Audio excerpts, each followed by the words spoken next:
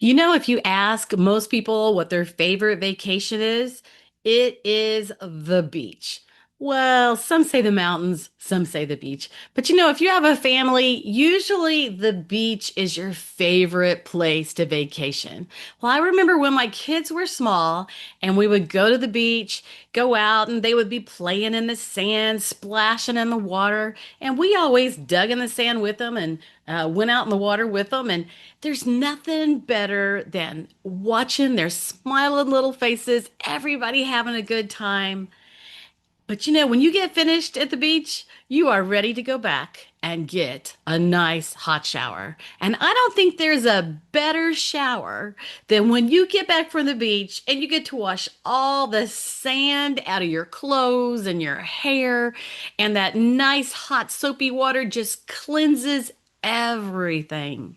And once you're clean, you really don't want to go back and get all icky gicky back at the beach, right? Well, today we are talking about the forgiveness formula, and I'm going to be talking about how unforgiveness is like that icky, sticky, sandy beach water. It just sticks all over you and it's miserable. I mean, if you had to go to bed that way, you wouldn't be able to sleep. So, how in the world can we not forgive people and expect to find love and joy and be able to give love and give joy? It really goes round and round. And so if we haven't forgiven somebody of something and it's hanging over our head and it's like a dark shadow always hanging over our head, it colors everything in our life. Isn't it time to let it go? I mean, it might be something from your childhood. You know, maybe it was a best friend who did you wrong at school. Maybe one of your parents left you. Maybe one of your siblings was beating you up all the time when you were a kid and you're like still haven't gotten over it. Maybe it was worse than that. Maybe you lived in a home where there was an addict of some sort, whether it was alcohol or drugs or abuse. I don't know what it is. Some things are bigger and worse than others. But when it comes to unforgiveness and having that in our heart and really, really holding on to it and just not being able to let go of it, it doesn't matter if it's big or small, because what is small, possibly at some point, grows and grows and grows. And so, if you're a person who needs to forgive somebody so that you can be happy and move forward, this is for you today. Or maybe there's someone who just hasn't forgiven you. Maybe you've done something terrible, or maybe it's been small. And, it's perception. They saw things differently than you did, and now they're angry and can't stand you anymore. I remember many, many years ago, in my business, there was a woman that I came in contact with. I talked to her always on the phone. Actually, I sold her products. I was a Mary Kay consultant, and she bought products from me. And I spent hours and hours talking to her on the phone. Actually, she was in the midst of kind of a divorce, except for that her husband had been gone 3 or 4 years and he already had a girlfriend. And so I was kind of the shoulder that she leaned on and talked to quite often. And in my business, you also helped other people begin their business. And really not going into all of it, she had made me a promise, and then something else came back and she broke that promise. And I thought, why would she do that? And I talked to her, and and things just weren't good. So, what happens when I have unforgiveness from this woman who's done me wrong? Well, what happens is everywhere I went, I saw her. Everywhere. Everywhere I went, I saw her. And when I would see her, it's like the bottom would drop out. I would feel that breath, that pressure in your chest of like, that gasp of, there she is. I mean, and after a few times, I saw her at the gym, I saw her at the county fair, I saw her everywhere I went. And suddenly one day I was brave. Um, I was confident. I was rested. I was confident. I was brave. Did I say that? Okay. And I thought, okay, this is ridiculous. I am not going to continue in this direction of every time I see this woman, I'm just like, it takes my breath away. I feel what happened to me over and over and over again. And I'm going to stop it here. And so I took a breath and I went over and I said her name and I said, hey, I just wanted to let you know that, you know what, all that happened between us. I just want to let you know that I've let that go and I'm cool. And guess what? She looked back to me and she said, that's great. And then we started talking for a few minutes and we finished and I walked away and that was over. But what if I had never forgiven her over this? It was serious because it was business stuff, but you know, it wasn't the end of the world. There are some things that do feel like the end of the world, or that we have had such an injustice and we hold it in, but it's bitterness, it's a grudge. And guess what? It hurts. It hurts us. It hurts you. So today, let's look at this. It is called the forgiveness formula. So, why do we harbor unforgiveness? Do we fear that forgiving someone will make us vulnerable to being hurt again? Do we hold grudges? How does that feel? Some people hold on to unforgiveness as a way to seek justice or retribution, believing that forgiveness lets that person off the hook. You know what I mean? Unforgiveness often stems from unresolved feelings. Think about it, such as anger, sadness, or betrayal, which can keep us stuck in a cycle of resentment. How does how does it feel when we're resenting someone? Well, it's like we continue carrying our past into our future. Is it possible that we have made a molehill into a mountain? Sometimes we have to stop and think about that. Is it possible that we have made a molehill into a mountain? And if you're shaking your head, I don't think so, then I truly understand. Something profoundly has happened to you, and I'm very sorry for that. It's a tough thing. Unforgiveness is a tough thing. But the pains and problems of unforgiveness. Have you ever thought about the problems that not forgiving and letting go, you can't open your heart? God Himself forgave us for our sin. All we have to do is ask. So, is it right for us to not forgive other people? Unforgiveness often leads to persistent feelings of anger, resentment, and bitterness, impacting your life in a negative way. Think about that. Do you want that negativity chasing you around? You may have kids. Do they see this in you if you're bitter all the time? Or do they see that you're a loving person? They mimic whatever they see, they mimic whatever you model. Holding on to grudges can create distance and tension in your relationship, your current relationships, right? Making it difficult to connect and communicate. Are you always getting mad at your spouse? Are you always getting mad at your kids? Are they always trying to figure out what the heck they did? I am sure that I have in times of low energy or being stressed about something else, been silly stupid. I'm just going to say that. Been silly stupid. Like if I had to stop and explain to someone outside my family why I was mad at my husband, it might have been embarrassing. You know what I mean? It might have been embarrassing. So sometimes we do stupid things because we're holding on to a grudge or frustration and we want to figure it out and move past it. But unforgiveness causes chronic stress, health problems such as blood pressure, heart issues, and weakened immune function. I remember going to one of my class reunions. I think it was my 20th or my 25th. And when I went to my class reunion, I was like, whoa, people have changed so much. But some people looked really younger. Still, just 25 years out of high school, right? And some people looked really older, a little haggled, a little worn, a little torn. Why is that? Because they probably lived a rough life, sometimes not by their own choice, but by things that happened to them. Maybe they were harboring unforgiveness, or maybe they just had a hard life. But how we live our day to day with joy, giving love, caring about people, that's an energy giver. It's healthy. But when we resent people and we hold a grudge, it's literally healthy for us. And eventually it shows up on you. Unforgiveness can lead to anxiety, depression, and low self esteem, affecting your mental health and the quality of your life.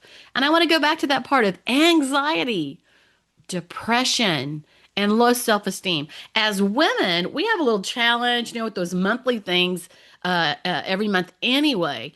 Sometimes we're up and we're happy and we see everything and in a wonderful way. And then another time we're feeling anxious if we have a lot of pressure and something's going on, or we're trying to keep up with schedules, or we're just tired. And people do become depressed and they do have to work their way out. I remember when my kids were small, I did that every so often. I would just be down in the dumps. Now, me and my husband joke about it now that, if I could go to, well, it used to be like Penny's outlet store, they had all these great deals. If I could have just a little bit of money and go shopping for a couple of hours, I'm telling you, I came out like a new person. So it was shopping therapy. Can't do but so much of that, right? Because we had a budget. But it would just snap me out of that depression. But when we are paying attention to unforgiveness and paying attention to negative things, we get more of what we give our attention to. What are you giving your attention to? Are you giving your attention to things that you are thankful for, to the people that you appreciate, or are you allowing all these things that have happened to you in your past drag you down to suck the confidence out of you? Suck the confidence out of you. Well, it's up to you to let it go. And I'm going to say that again because when we are mad about something or when we are holding a grudge, I don't know about you, but sometimes I just want to hang on to it. I don't know. Do we like the misery? Do we want to be miserable? Yeah, I don't know. Sometimes I just want to be mad, but it's up to me to let it go. It's up to you if you've had some things in your life that are holding you back, hurting you because of the memories. You got to figure out, you got to search, and you got to figure out how to let it go. Only you can figure out how to let it go. Holding a grudge is like drinking poison and expecting the other person to die. I remember the first time I saw that saying, I was like, oh my gosh, it is so true. Because holding a grudge is like drinking poison yourself and expecting the other person to croak. Uh, Maybe you wouldn't really want them to croak, but you're just so mad and you're just so angry or you're just so hurt. Holding a grudge is like drinking poison and expecting the other person to die. Are you thinking, I don't need this? You know what, guys? We all need this. Colossians 3:13, it's a book in the Bible. It says, bearing with one another, and if one has a complaint against another, forgiving each other, as the Lord has forgiven you, so you also must forgive. If God forgives us, He's not holding a grudge. Wow, think of the things that people do. He will forgive you of anything, but He wants you to turn from those ways and go the other direction. But we are to forgive each other.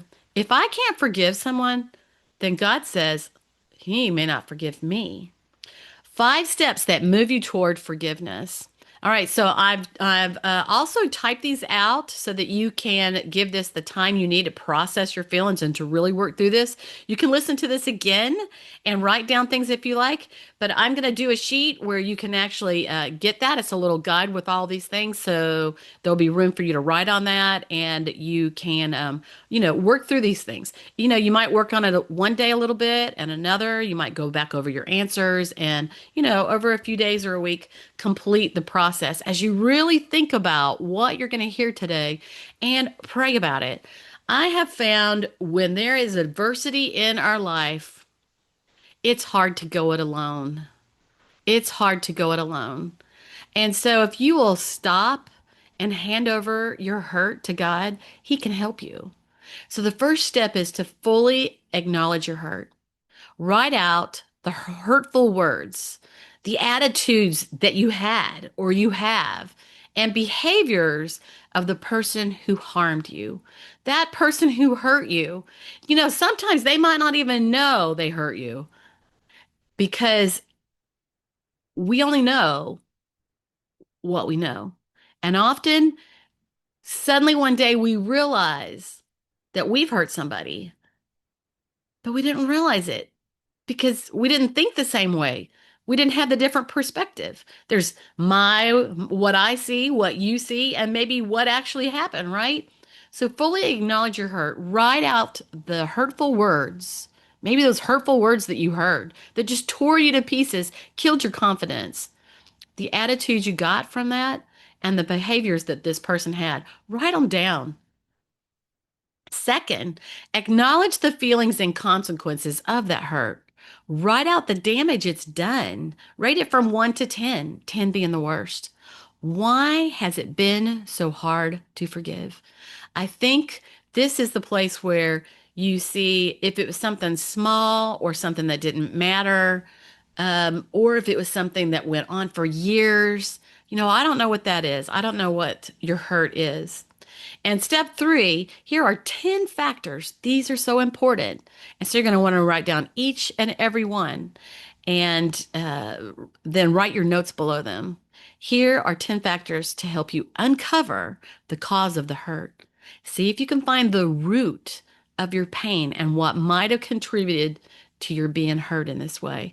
Often we go years and years and years. Maybe we're afraid of something, or we always blow up over certain things, or we pull back from certain things because of something else that happened to us a long time ago. So here are 5 steps that move you towards forgiveness. Pay attention to unmet needs. Those needs like to know that you're loved, you're accepted, that you're safe.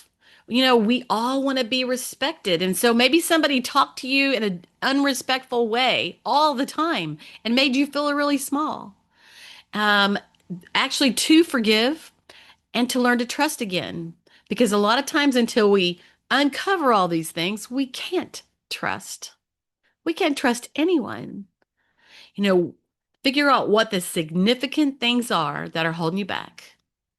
And fairness and lack of it, maybe you felt like things were unfair in your house. Maybe there was 3 kids and you always felt like one of the other kids always had your parents' attention, and maybe they focused on that kid all the time, and maybe they were hard on you. I don't know what it is.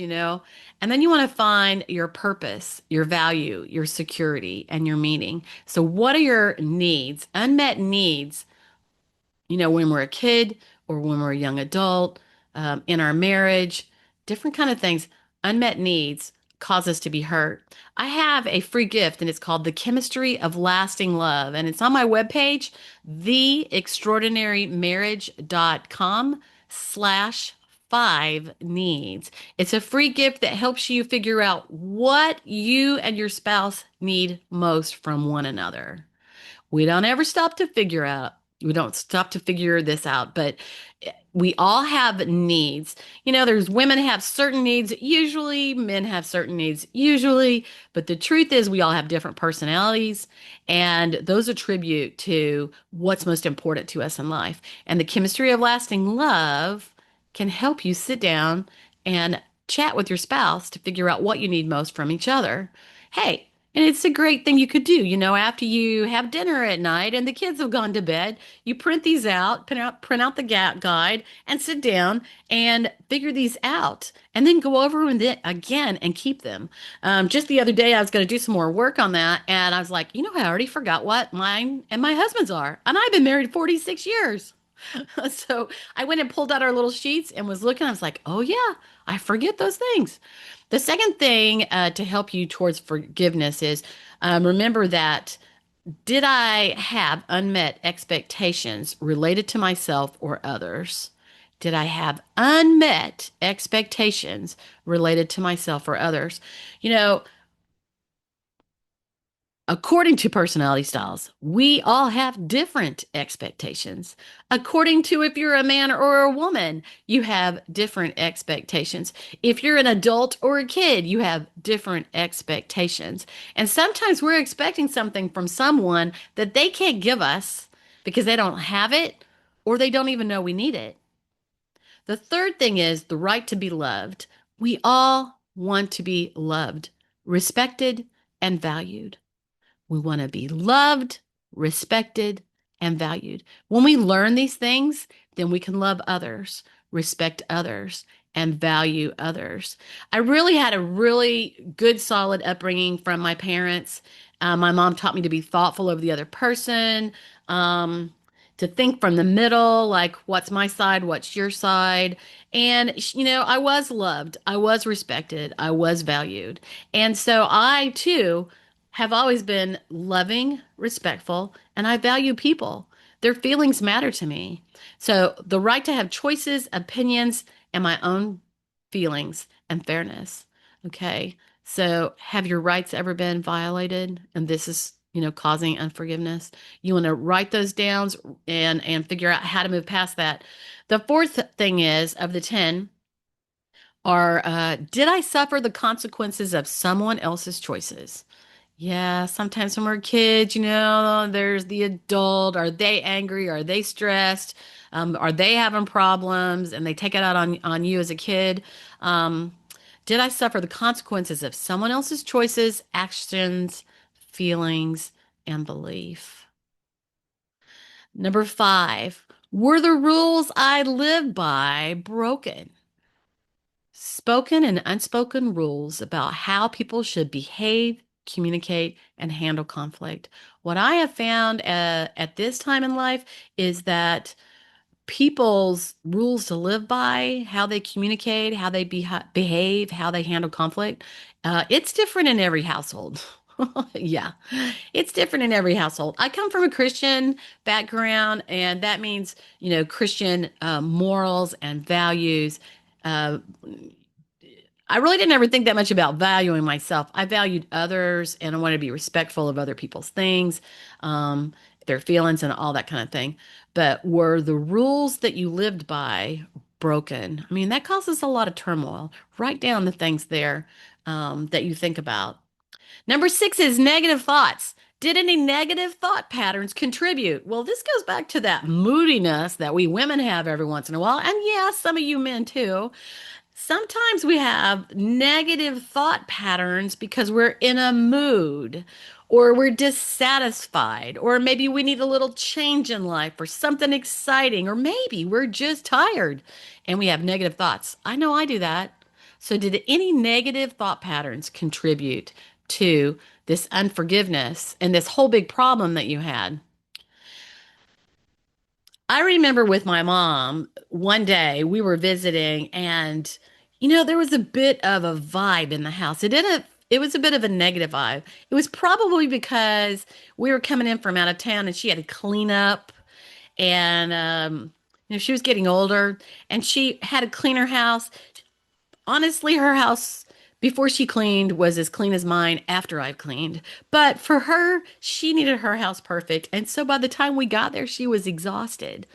Well, this one day we went in and there was something that she said that she had said a few times. And for some reason, I had no idea that I was gonna pop, that I was gonna explode. But I said something to her that just one sentence, something to her that I shouldn't have said, even though she was talking about something else, even though she was doing that, I shouldn't have said that. And I honestly didn't mean to. I don't even know where it come from. I'm honest about this. Like, I don't even know where it came from. I don't even speak like that. Boom, I said it. Boom, she said something else that wasn't nice back. Boom. We didn't talk after that. There was no Gosh, I'm so sorry. I mean, the negativity just spread. And like I was at it from out of town and I was ready to go home. And I had a year and a half where my mom didn't talk to me on that. Yeah. That hurt. That hurt bad. So sometimes a negative mood, or negative patterns, negative thoughts fill a room, fill the space, and divide people.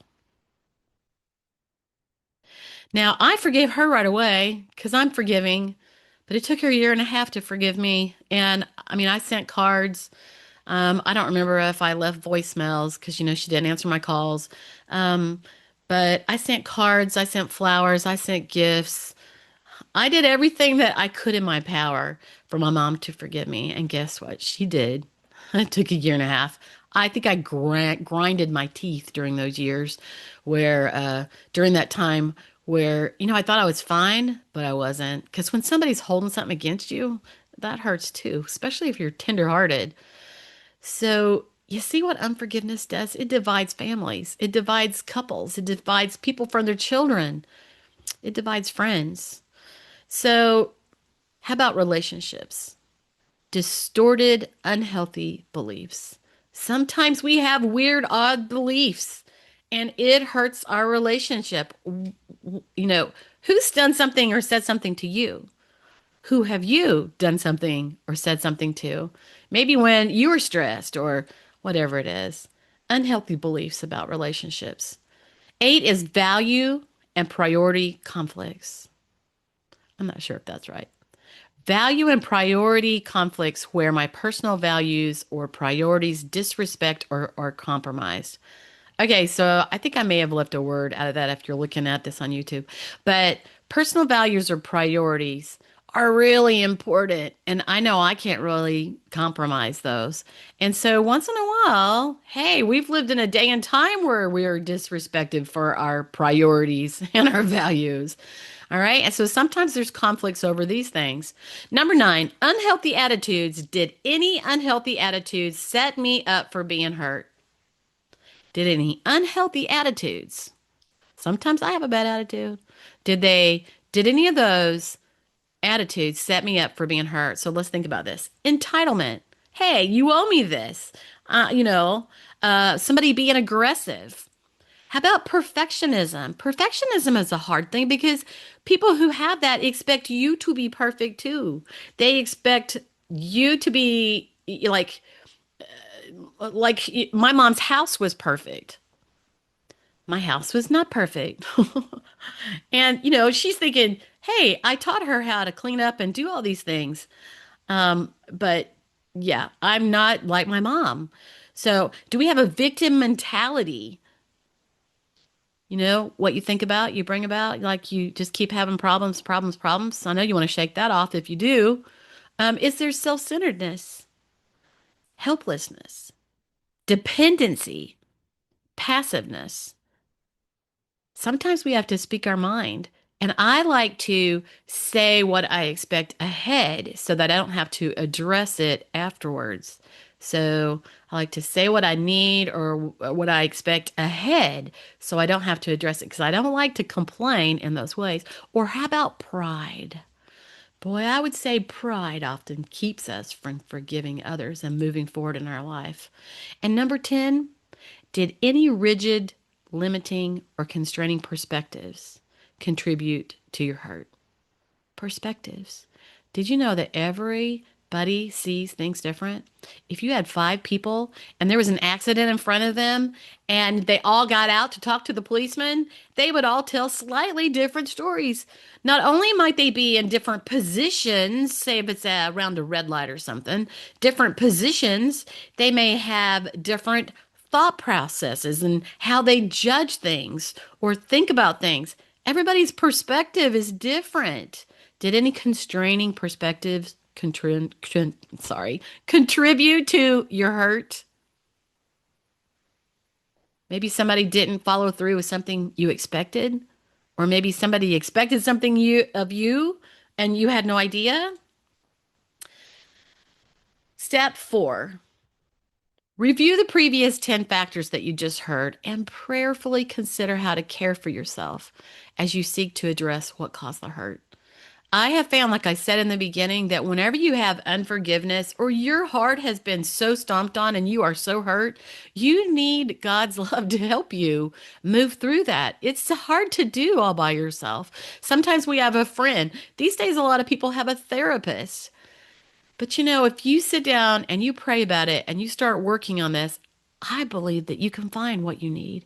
Be open to God's conviction and redirection. I want to say that again. Be open to God's conviction. What's He telling you? And be willing to redirect. He may draw your attention to certain thinking patterns that aren't serving you well, some beliefs, attitudes, and actions that He wants you to change so that they're more in line with the person of integrity He created you to be.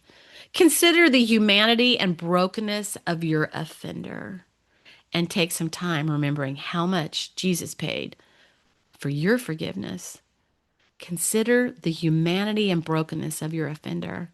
What I've realized is people who have trouble, sometimes it's anger that's unjustified when people don't forgive. It's some other kind of problem that they probably had in their past. I knew a lady who she did not speak to her children, her grown children anymore. They did not speak to her. And then it turns out that she did not speak to her mother and share her children with her mom. And do you see how that went round? Unforgiveness is like a cycle that goes from generation to generation to generation. And I could go into a whole talk on that because I believe that family challenges and family problems, and a lot of times problems for children, yeah, if you're a teacher, you see that all the time. Problem behavior for children is a lot of the time unforgiveness, anger, and problems that are going on at home. So consider the humanity and brokenness of your offender. So hurting people, hurt others. Hurting people, hurt others. And it's possible that the person who hurt you so much is also a hurting person. Luke 6:37 says, "Judge not, and you will not be judged. Condemn not, and you will not be condemned. Forgive, and you will be forgiven." Step 5, decide to forgive. Decide to forgive. Consider the pros and the cons of forgiveness. The things I've been talking about today for the person who hurt you. And be honest with yourself. Don't you want to let it go? Ask God to help you. Ephesians 4:32, be kind to one another, tenderhearted, forgiving one another as God in Christ forgave you. Be kind to one another, tenderhearted, forgiving one another as God in Christ forgave you. When we forgive others, we feel better. We're recharged. Life looks different because we've let go and we've forgiven. Offer forgiveness without any bitterness, any arrogance, or contempt. You want to offer that forgiveness with the right attitude, no bitterness, no arrogance, or contempt. Let it go. We could sing that song, Let It Go. No, I didn't. Now I can't sing it right. That song yeah, Let It Go. Everybody knows it. Forgiveness frees you to reopen the doors of your heart fully to God so that He can heal and restore you. Imagine what that would feel like. Forgiveness frees you to reopen the doors of your heart fully to God so that He can heal and restore you. And He will do that. Well, I'm Connie Durham, and you can find more at the Extraordinary Marriage Podcast. In the past 2 years, there are podcasts for each month, like every week. And going forward, I'm going to put on 2 podcasts a month. So this is the first one of my new podcast. Lack of forgiveness, no matter what it is, holds you back from your best life. Don't let it.